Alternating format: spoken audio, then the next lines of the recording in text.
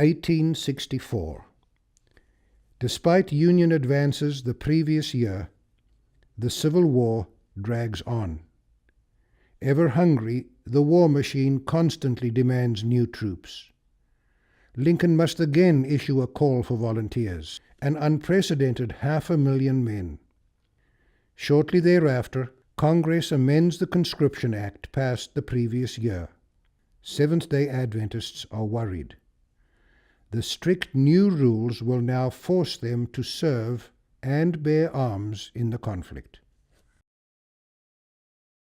The organization of the Seventh-day Adventist Church into a denomination took place during a very perilous time, the Civil War.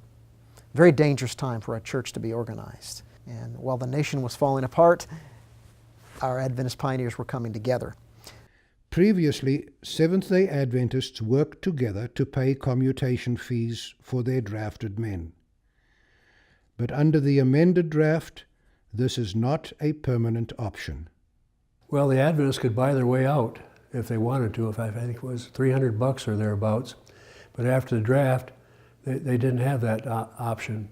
The amended draft law still made provision for Americans who were considered conscientious objectors. These were individuals or religious groups who had some firm, fixed, and sincere objection to participation in war in any form or the bearing of arms because of religion or moral belief. It was during the Civil War that Seventh-day Adventists developed their conscientious objector status. Seventh-day Adventists were not pacifists. It wasn't that they were unwilling to serve their country. Their problem was that they were conscientiously objecting to taking another person's life. The officers of the newly formed General Conference of Seventh-day Adventists write to Michigan Governor Austin Blair. We regard the Ten Commandments as the supreme law. The fourth of these commandments requires cessation from labor on the seventh day of the week. The sixth prohibits the taking of life, neither of which, in our view, could be observed while doing military duty. Our practice has uniformly been consistent with these principles. Hence, our people have not felt free to enlist into the service. We would further represent that Seventh-day Adventists are rigidly anti-slavery, loyal to the government, and in sympathy with it against the rebellion. As a people, we come under the intent of the late action of Congress concerning those who are conscientiously opposed to bearing arms, and are entitled to the benefits of said laws. John Byington, J.N. Loughborough, George Amadon. And Loughborough went to the Michigan governor and got an exemption for them. The highlights of Loughborough's life, I think, during the Civil War years could be summed up in the word organizing. He is one of the key persons who goes to Governor Blair seeking conscientious objector status and gets a very positive response from Governor Blair. With the support of the Michigan governor, the Adventists must send a representative to Washington, D.C. They pick one of the ablest men in all their ranks, John Nevins Andrews. He takes their case to the office of Provost Marshal General James Fry, who is administering the draft. While J.N. Andrews travels to Washington City, the Adventists call their own special day of prayer and fasting, asking God to intervene in the war, in the condition of American slaves, and in their request for status as conscientious objectors. The Quakers have for centuries been pacifists, and everybody knows that. But Sabbath-keeping Adventists are a new group. Nobody's really sure who they are. So it's very important that we be organized, that we follow legal pathways to that organization, that we know why we want conscientious objector status for our young men. Besides Adventists and Quakers, various faith groups have members who fall into this category, including Shakers, Mennonites, Amish, Disciples of Christ, and others. In September, Andrews finally reports in the Review and Herald. I have visited the Provost Marshal General.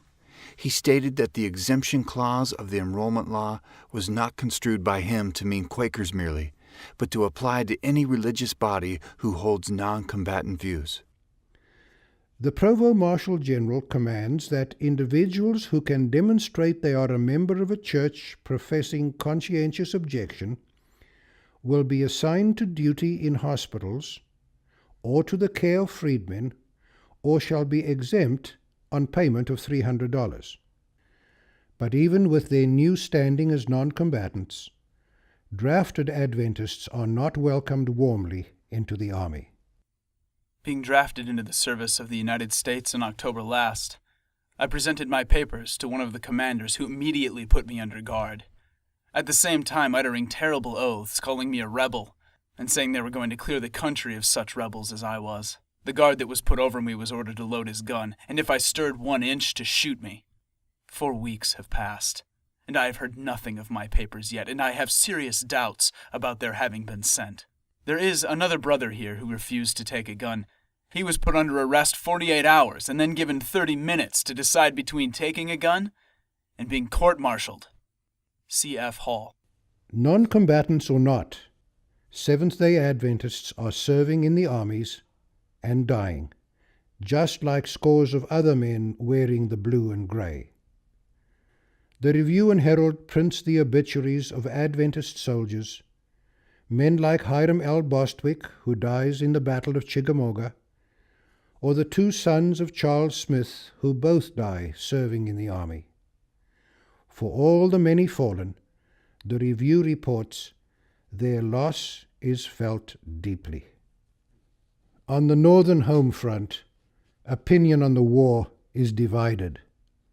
Many are frustrated, tired of the long war and the ceaseless lists of casualties that benumb the senses.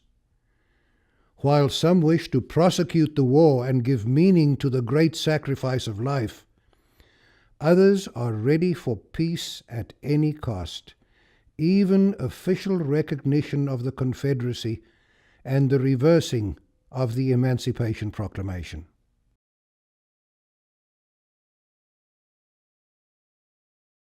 But the Copperheads this is their last-ditch effort. They are pushing at full steam to stop the carnage. And in fact, I think they see the end coming as well. Remember, there are many who believe in saving the U.S. as it was. Not as it is or will be. They want it as it was. Abraham Lincoln, facing these realities in the light of an election year, promotes General Ulysses S. Grant to command of all Union armies. As Grant assumes his post in the East, a new commander succeeds him in the West. General William Tecumseh Sherman, at the head of nearly 100,000 soldiers, begins a march from Tennessee toward Georgia.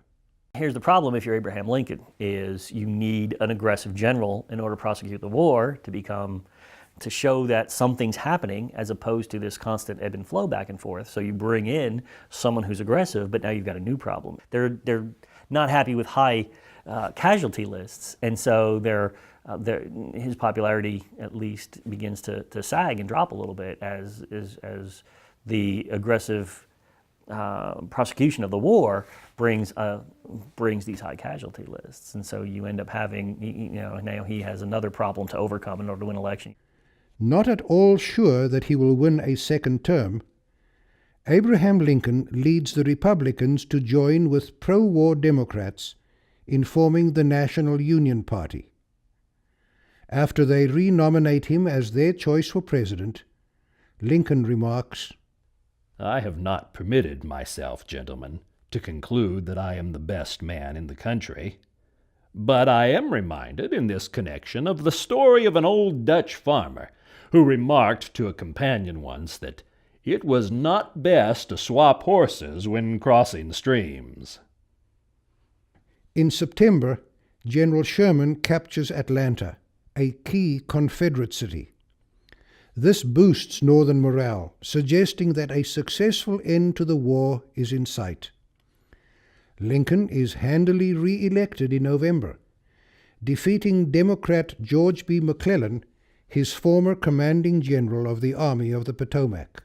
And so the soldiers, both East and West are seeing monumentous gains in 1863, late 1863 and 1864 that they did not see in the first 3 years of the war. And so the soldiers in both armies are going to, there's a sense that we just need the time. It just needs to be the time. This war is going to end, and it's going to end successfully for the Union. It's just a matter of time, and we need to give that time to happen. We don't need to be negotiating a peace. Lincoln needs to be reelected to allow us to finish this job. After the election, General Sherman begins a 300-mile march through hostile territory from Atlanta to the port city of Savannah, Georgia. His army lives off the land, confiscating or destroying everything useful to the Southern war effort. For over one nerve-wracking month, they are completely out of contact with the North. Finally, in December, Lincoln receives a telegram from Sherman. President Lincoln, I beg to present you, as a Christmas gift, the city of Savannah,